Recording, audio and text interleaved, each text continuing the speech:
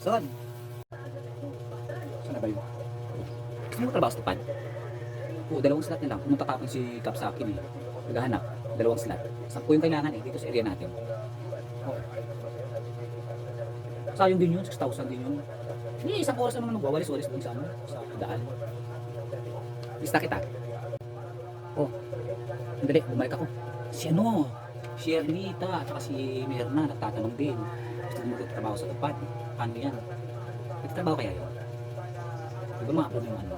Yung anak mo, nagawa sila. Paano kaya? Tatanong yung text, tumatawag, nag-text, ano pa lang. Kaya pa, ano? Oo, tumatawag din yung kahapon sa akin, si Shalita at si Merna. Nagtatanong nga kung nandito ka na daw kasi yung tupad niya. Nagtatrabaho yun, kita ko siya kahapon eh. Diyan dumano. Oh. Sabi ko, saan ka pupunta? Sabi niya, punta doon ng parang kasi pinaganda ng asawa niya. Ano bang mukha niya? Hindi magpapainit yun. Sayang yung pera gastos niya sa karo, painit lang. Saka yung isa lang ba yun? Yun.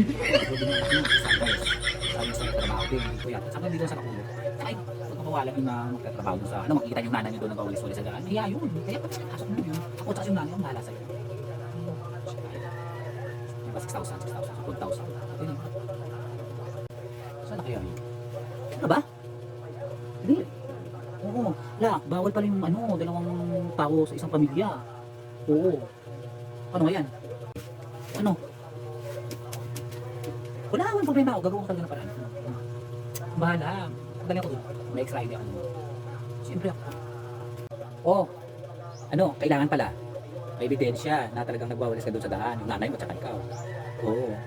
May ebidensya na kung ano, ng legit na nagwawalis talaga. Hindi yung ano lang.